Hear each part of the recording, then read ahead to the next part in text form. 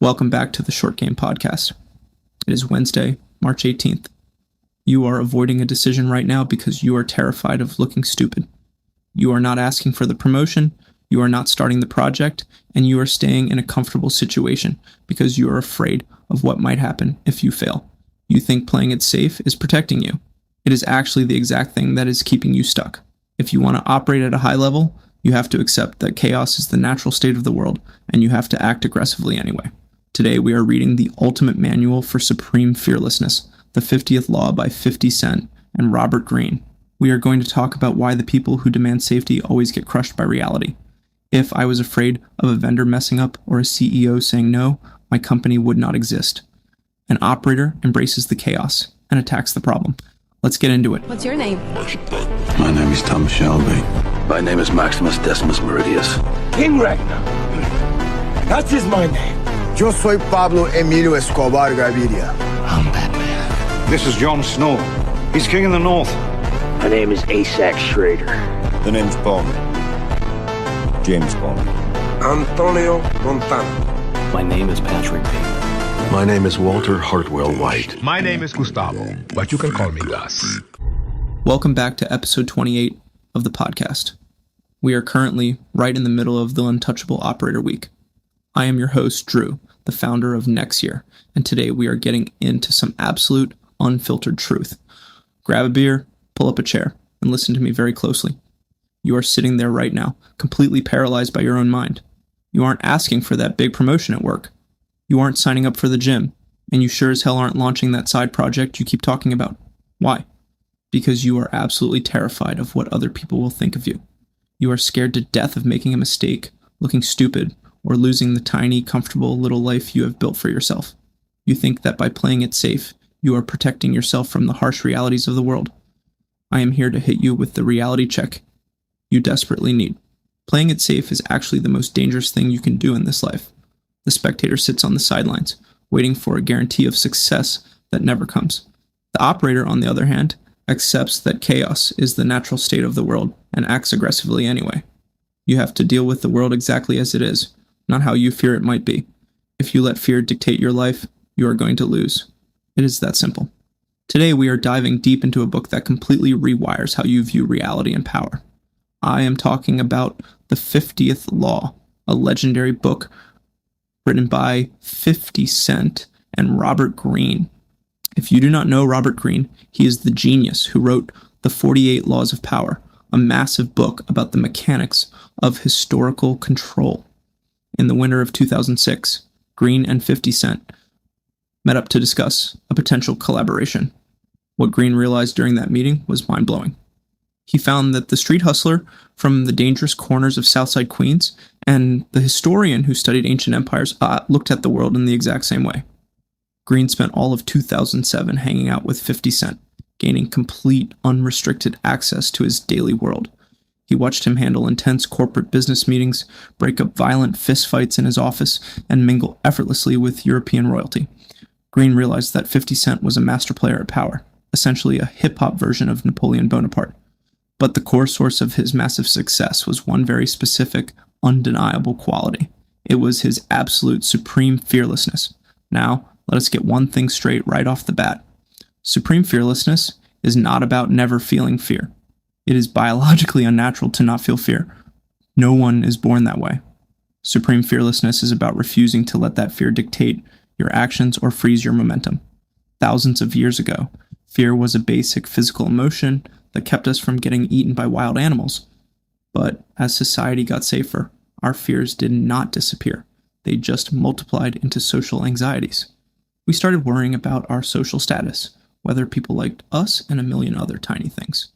We became soft, demanding safety and predictability from an environment that owes us absolutely nothing. If you demand that kind of safety, you are always going to get crushed by the world's natural chaos. 50 Cent survived the incredibly dangerous streets because he operated with intense realism. When he was a young kid, a veteran hustler named Truth told him a lesson he never forgot. Truth told him that the greatest danger on the streets was not the police or rival dealers, but your own mind going soft.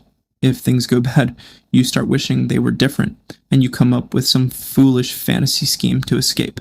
You have to deal with Satsuma with absolute reality, seeing people's manipulations, and looking at your own limitations without any delusional filters. To really understand intense realism, you have to look beyond the streets and look at Abraham Lincoln. He was not swept up in emotional fantasies or rigid ideologies during the gravest crisis in American history. He judged generals like Ulysses S. Grant purely by their actual results, not their social grace or political values. Lincoln focused intensely on absolute reality and made his decisions based on pure, unfiltered pragmatism. 50 Cent internalized this realism, understanding that working for other people crushes your creative spirit and makes you completely dependent. He learned this the hard way after a short stint in a rehab program when he took a job bagging up crack for another dealer. He looked around at the other guys bagging drugs and realized they were broken men who wanted the weak comfort of a steady paycheck. 50 Cent decided he would rather die than work for another person ever again, because true power means being completely self-reliant. When we talk about self-reliance, you need to understand that depending on other people is a mental prison. Look at the boxer Reuben Hurricane Carter. He was wrongly imprisoned for 19 long years, but instead of letting the penal system break his autonomy, he refused to wear their uniform or act like a helpless victim. He used that dead time in solitary confinement to study law and write his autobiography. He reclaimed his empire from inside a maximum security cell, proving that true ownership comes entirely from within. What about turning absolute shit into sugar? A concept the book calls opportunism. In May of 2000, right before his first album was supposed to drop, a hired assassin shot 50 Cent 9 times while he sat in a car. Columbia Records panicked, canceled his entire album, and instantly dropped him from the label. Most people would have given up, cried about how unfair life is, and hid in a basement. He realized that his lack of resources was actually a massive advantage, forcing him to be infinitely more inventive. He took the absolute worst tragedy that could happen to a person and converted it into pure gold. Because of the bullet in his jaw, his voice had a new hiss to it, so he rapped slower and made himself sound incredibly menacing. He launched an aggressive mixtape campaign directly to the streets, bypassing the cowardly record executives entirely. Look at George Washington in 1777. His army was freezing, starving, and massively outmatched by the British forces.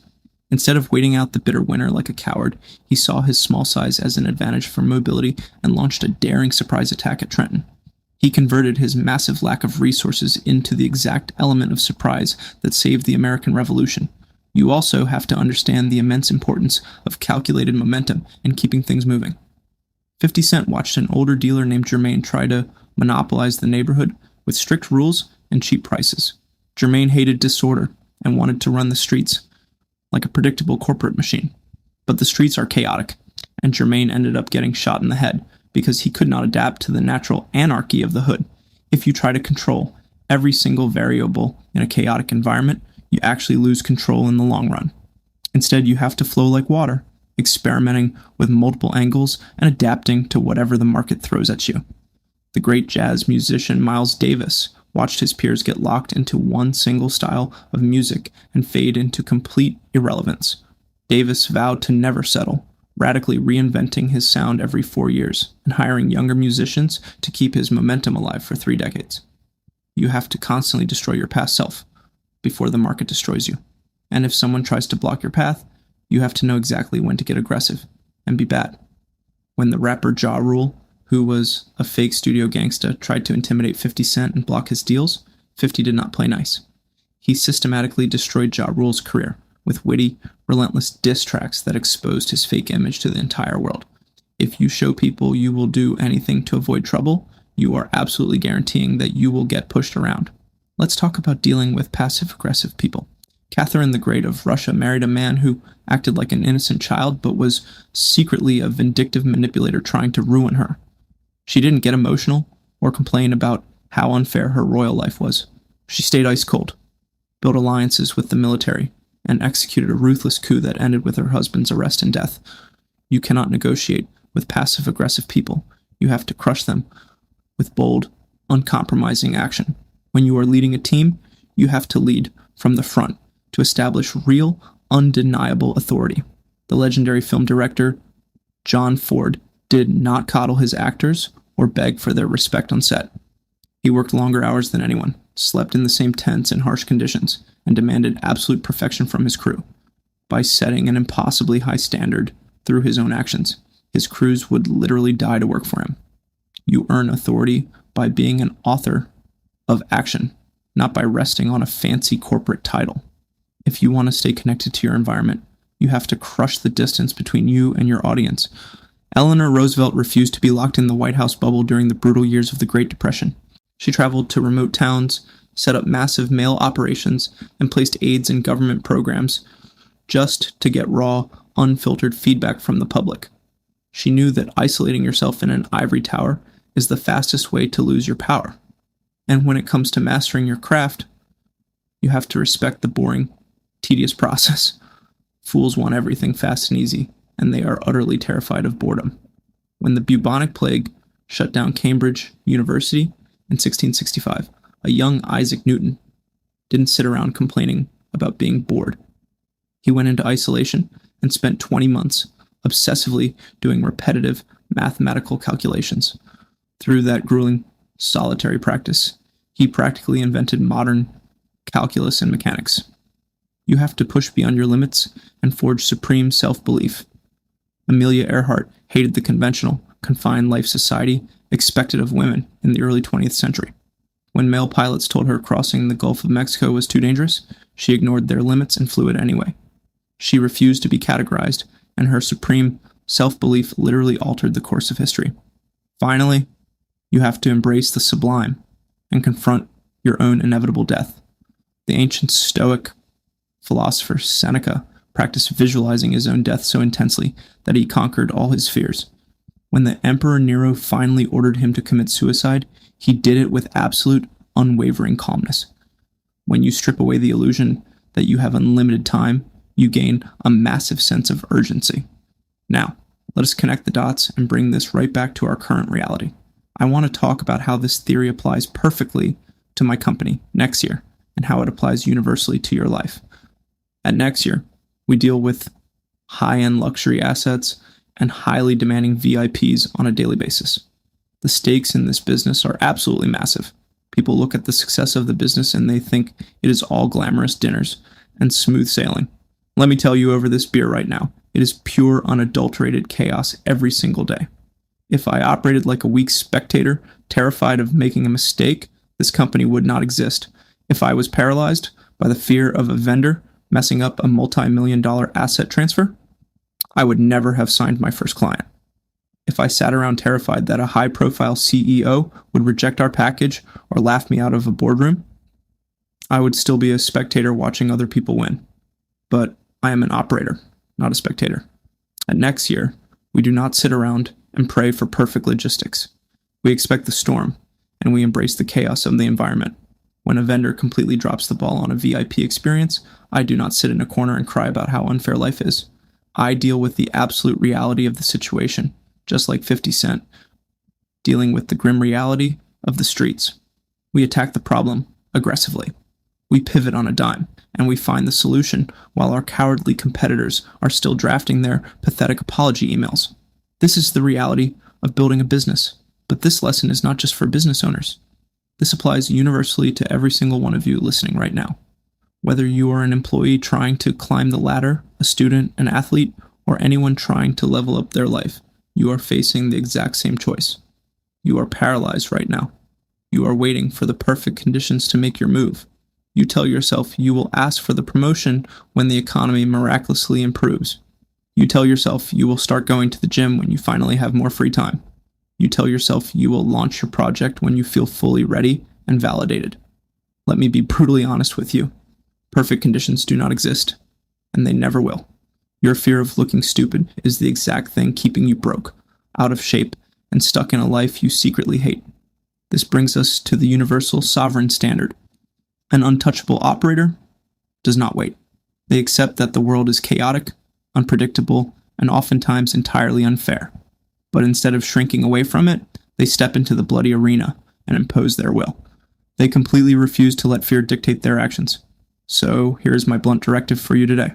Stop hiding behind your weak excuses. Accept the reality of your current situation, no matter how ugly it is. Stop worrying about what a bunch of irrelevant spectators think about you. Act aggressively, make your move, and take what is rightfully yours. That is how you win, and that is how you become truly untouchable. I will see you guys on the next episode.